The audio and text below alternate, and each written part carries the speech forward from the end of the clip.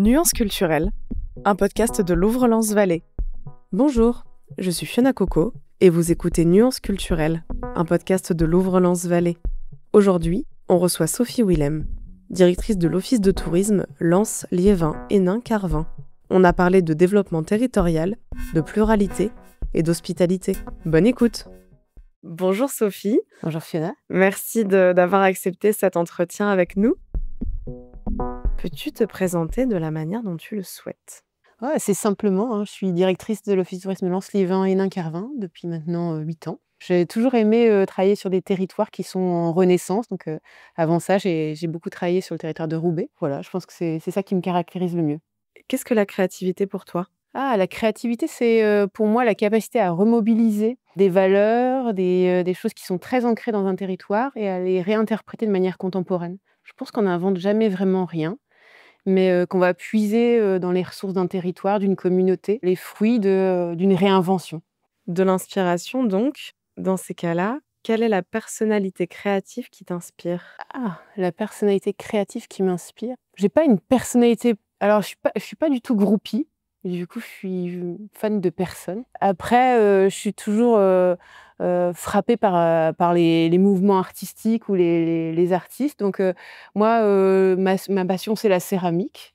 Donc, il y a des céramistes où vraiment, comment on part d'un morceau de terre pour en faire un objet, pour en faire quelque chose d'hyper créatif. Ça peut vraiment être quelque chose qui m'inspire, mais j'ai pas une personnalité particulière qui m'inspire. Alors, on va maintenant rentrer dans le vif du sujet. Donc, tu es, comme tu le disais, la directrice de l'Office de tourisme Lens, Liévin, Hénin, Carvin. Vous abordez beaucoup la thématique touristique sous un angle innovant avec la question du sens. Quelles sont les missions essentielles de l'Office de tourisme ? Alors, un office de tourisme, c'est souvent connu pour travailler sur des dynamiques de promotion d'un territoire, sur des dynamiques d'accueil. Et sur des territoires comme celui-ci, c'est aussi un acteur du développement touristique et plus largement même du développement territorial. À ce titre-là, on va avoir des missions complémentaires comme la gestion d'un équipement culturel, donc le centre d'histoire du mémorial 14-18 Notre-Dame de Lorette, où on est aujourd'hui coordinateur de 2 festivals, donc le festival de la Sainte-Barbe, qui a lieu en décembre, et avant ça, le festival Images de guerre, Guerre des images, dont on aura la 2e édition cette année en novembre. Donc, finalement, pas uniquement des missions purement touristiques, mais aussi des missions de mémoire. Alors, en fait, on met en place tous les outils pour favoriser l'attractivité du territoire. Donc, on a d'ailleurs récemment aussi développé une nouvelle compétence en matière de formation. Donc, l'idée, c'est de partir d'un diagnostic, de dire voilà, sur ce territoire, il y a un potentiel, ça très clairement, il y a un vrai potentiel. Comment on met tout ça en musique ?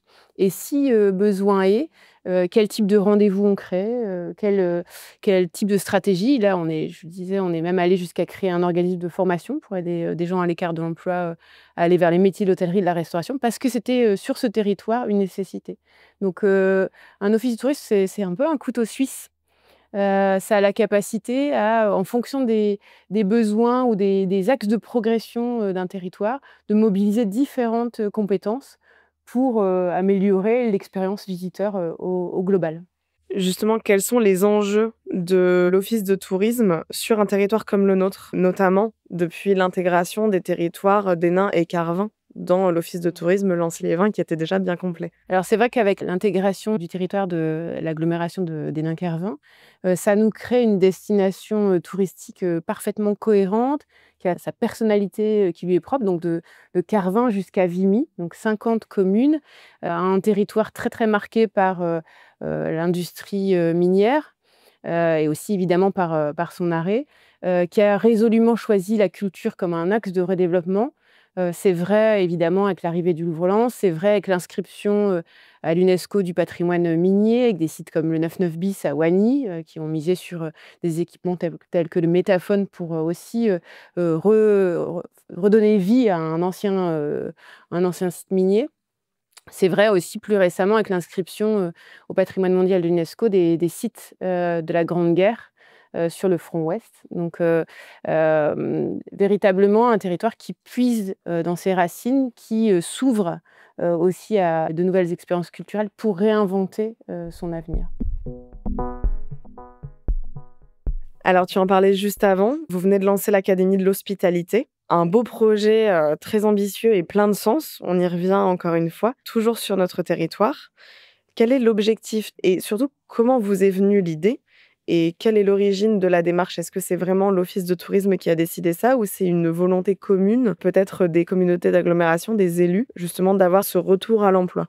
Je dirais qu'évidemment, c'est une volonté des agglomérations, en particulier celle de Lens-Liévin, de faire du développement touristique un moteur pour l'emploi.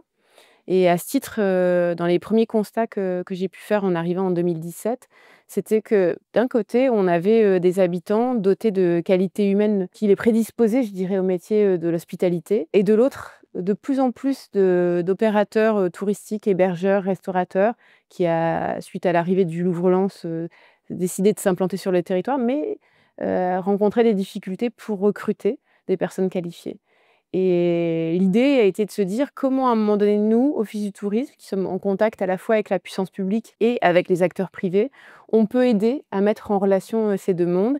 Comment on peut aider à améliorer l'employabilité de gens qui disposent des qualités humaines pour ces métiers de l'hôtellerie, de la restauration. Voilà, c'est ça le constat de départ.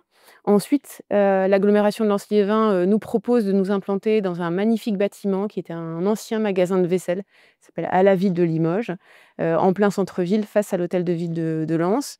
Un bâtiment qui, en tout et pour tout, fait 1500 m², qui comprend un ancien logement.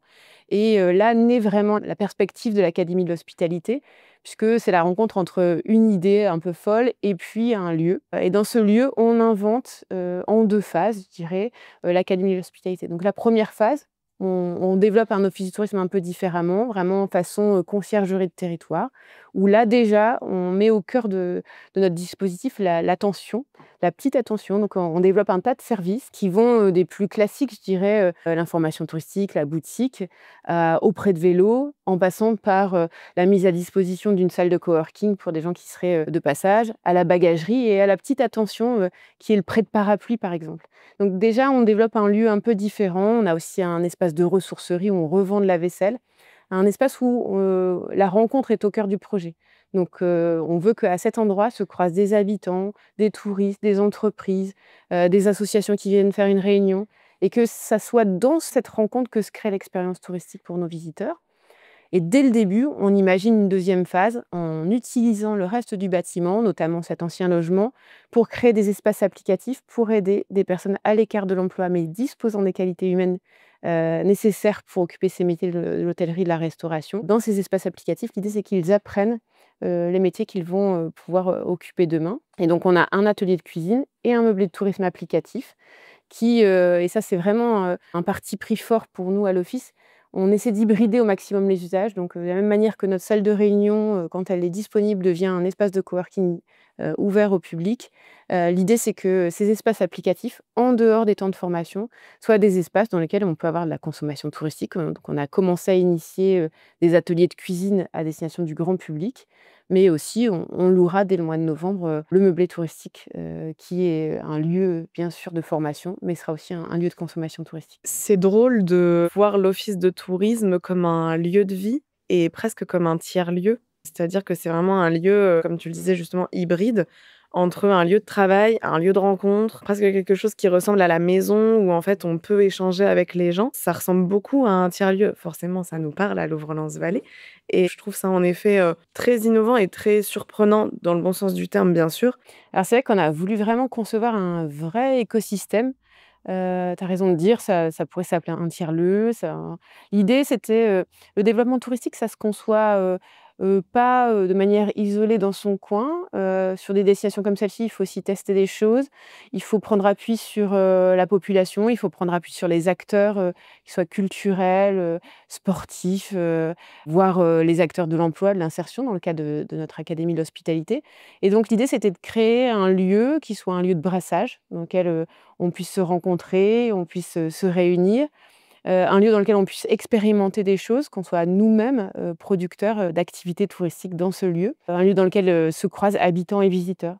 Donc c'est ce qu'on a essayé de construire et qui aujourd'hui fonctionne bien. On a des vraies rencontres qui ont lieu dans cet espace-là. C'est aussi quelque part un démonstrateur de ce qui est possible de faire sur cette destination. Le meublé de tourisme, c'est un endroit qu'on peut présenter aussi à des porteurs de projets touristiques qui ont un projet de chambre d'hôte ou de meublé de tourisme sur le territoire. On mène par exemple des ateliers où on aide les hébergeurs à travailler sur la photographie. On sait aujourd'hui que sur les plateformes, pour vendre un hébergement touristique, il faut de belles photos. Donc on aide à la prise de vue. Il y a des ateliers, donc le meublé de tourisme sert de support à un atelier de pratique de la prise de vue dans nos locaux. Donc on essaie à chaque fois d'imaginer des usages multiples pour tous les espaces dont on dispose, avec toujours en tête que nous sommes là pour servir bien sûr la collectivité, le territoire, ses habitants, les acteurs économiques du territoire et nos visiteurs. Donc on sait qu'on a tous ces publics et on essaie à chaque fois de penser l'usage de nos espaces ou de nos propositions pour l'ensemble de ces publics. Alors, dans l'Académie de l'hospitalité, est-ce que tu peux expliquer un petit peu comment ça fonctionne? Alors, on a bien compris que c'était destiné aux personnes qui devaient se réinsérer dans l'emploi. Qui sont les acteurs, c'est-à-dire qui sont les formateurs, les formatrices? Combien de personnes peuvent intégrer l'Académie de l'hospitalité? Est-ce que ça fonctionne par promotion? Est-ce que forcément à la fin, il y a un diplôme, par exemple? Parce que peut-être que les auditeurs et les auditrices du podcast pourraient être intéressés, soit pour eux et elles, soit pour des personnes qu'elles ou ils connaissent. Alors, l'Académie de l'hospitalité, c'est un dispositif effectivement qui fonctionne par session. Donc, on aura 3 sessions par an, de 8 à 10 personnes, puisqu'on est vraiment sur un accompagnement très personnalisé. L'objectif, c'est de remettre à l'emploi des personnes qui ont eu des accidents de parcours. Donc, on s'adresse à des gens qui sont actuellement au RSA, qui sont chômeurs de longue durée, qui peuvent être en décrochage scolaire. Il n'y a pas de critères d'âge. Donc, notre première promotion, elle va de 18 à 50 ans. Ce qui crée d'ailleurs une vraie richesse. On est sur une formule courte, c'est 12 semaines, 400 heures. 60% des contenus sont des contenus qu'on appelle compétences transversales, donc les fameuses soft skills. On est là pour redonner confiance, aider dans l'interaction avec les autres, aider à gérer les conflits. Quand on est dans ces métiers-là, on est souvent aussi confronté à du public, donc il faut avoir une bonne maîtrise de ça. Pour ça, il faut avoir une bonne maîtrise de ses émotions. Et on essaie de prévenir toutes les causes principales de décrochage du parcours. Parce que, en général, quand on a intégré ce dispositif, c'est pas forcément par hasard. On a des problématiques personnelles, un rapport à l'emploi qui est pas simple. Et donc, chaque petite caillou dans l'engrenage peut mener au décrochage. Donc, c'est pour ça qu'on est sur un accompagnement vraiment personnalisé. On a recruté en interne de l'Office du tourisme une formatrice qui fait aussi référente pédagogique, qui coordonne l'ensemble du parcours. Et après, en fait, on a sourcé toutes les expertises du territoire, les meilleures, au profit de nos promotions. On travaille avec les médiateurs du Louvre-Lens, on travaille avec le Racing Club de Lens, avec la chaîne des Terries, parce qu'on a un programme de formation qui travaille beaucoup par analogie. Donc, on va comparer le coup de feu en cuisine avec le coup de sifflet d'un match pour voir comment on mobilise la même énergie, comment on travaille en amont l'organisation de manière à ce que ce soit fluide entre la cuisine et la salle. On va travailler avec le Louvre-Lens parce qu'on pense que présenter une assiette lors d'un service, c'est exactement la même méthode que présenter un tableau dans un parcours de visite guidée. Et donc, on va s'appuyer sur l'expertise des guides conférenciers du Louvre-Lens pour former ceux qui demain seront au service. On va demander à la chaîne des Terries de nous expliquer avec des naturalistes comment on est capable d'identifier le plus petit détail et d'aiguiser son sens de l'observation. Parce qu'un cheveu sur une tête d'oreiller, ça peut remettre en cause toute la qualité d'une expérience client. Donc, on va aiguiser un tas de compétences tout à fait spécifiques, le sens de l'observation, le sens du détail, la qualité de travail en équipe, grâce à nos partenaires. On fait évidemment sur la partie expertise métier aussi des modules de formation, même si en fait c'est le temps en entreprise, puisque le parcours c'est l'équivalent de 5 semaines en entreprise et de 7 semaines en formation. C'est le temps en entreprise qui va beaucoup aider à la montée en compétences professionnelles, mais on a quand même des petits modules d'expertise professionnelle. Et donc là, on fait appel à des formateurs du territoire. Sur la première session, c'est par exemple Resto Formation qui vient former au service, à la cuisine, nos formateurs. L'idée c'est vraiment de se dire, et c'est ça un office du tourisme, c'est la capacité à mobiliser et à mettre en musique l'ensemble des talents d'un territoire au profit de son attractivité. Ça fait écho à ce que tu disais sur l'inspiration tout à l'heure, c'est-à-dire qu'on s'inspire, toujours de ce qui nous entoure. Donc, c'est assez innovant et même, j'irais dire, très chouette de réussir à mixer la culture, c'est-à-dire la culture vraiment muséale au sens où on l'entend quand on parle de culture, à la culture gastronomique, à la culture, littéralement d'un territoire. Vous réussissez parfaitement à mettre ça en musique, donc, on a hâte de voir ce que ça va donner et comment ça va aussi, faire progresser le territoire parce que ça ne pourra que le faire progresser évidemment. Alors, on parle de tourisme, d'expériences touristiques et d'attractivité depuis le début de cet épisode. Donc, on connaît le tourisme de mémoire, notamment, lié aux différentes guerres qui ont pu se passer ici, à l'histoire du bassin minier, évidemment. Maintenant, quelles opportunités tu estimes inexploitées sur le territoire? Parce qu'il n'y a pas que ça, et je pense que tu es la mieux placée pour le savoir et quel chemin tu aimerais tracer, toi, en tant que directrice de l'office de tourisme, en matière de tourisme et d'innovation touristique? Alors, on a un territoire, qui a la chance d'avoir effectivement une multitude d'offres, ce qui est à la fois simple et en même temps complexe, parce qu'il faut être, en capacité de créer des ponts. Il y a des fois des territoires où, leur offre elle est, assez, unique. C'est la mer, c'est la montagne et finalement c'est assez simple, on décline des activités. Nous, on a beaucoup de portes d'entrée sur ce territoire, tu l'as dit, la mine, la mémoire première guerre, le Louvre-Lens, le foot. Et on pourrait rajouter effectivement aussi toute la transformation du territoire en cours, notamment, sur le volet plus nature avec, tout le travail qui a été engagé autour de la chaîne des parcs et de la reconversion, d'anciens sites miniers en sites aujourd'hui, de nature avec, un vrai forfait sur les liaisons, douces entre ces différents sites. Il y a donc des potentiels, encore à exploiter en termes cette fois, d'itinérance, touristique. C'est un travail qui peut même se mener à une échelle plus large que juste les 2 agglomérations de Lens-Liévin et Hénin-Carvin et permettre de relier l'ensemble du bassin minier, voire même d'avoir des circuits, avec, la région Hauts-de-France puisque, nous sommes vraiment à la croisée de plusieurs, Eurovélo-routes, ou en tout cas, plusieurs, itinéraires de randonnée. Ce soit aussi la Via Francigena, les chemins de Compostelle. Il y a beaucoup de potentialités et c'est aussi une grande tendance, ces derniers temps.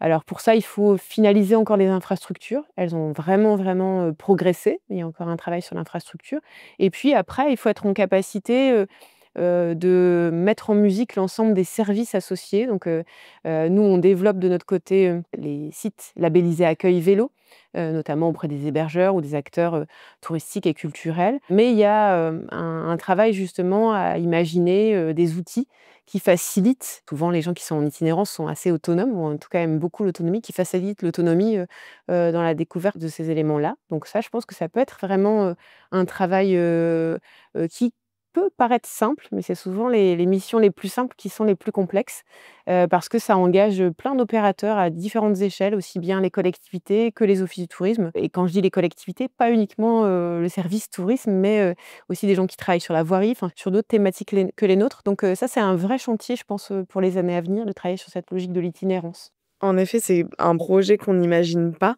parce que encore une fois, ce qu'on imagine d'un office de tourisme, c'est vraiment l'attractivité et la partie, activité et renseignement, alors que finalement, vous êtes réellement le couteau suisse dont tu parlais, précédemment. Dans les dernières questions que j'aimerais te poser, c'est, évidemment le lien entre l'office de tourisme et Louvre-Lens-Vallée. Pour le moment, on n'a pas vraiment initié de projet ensemble.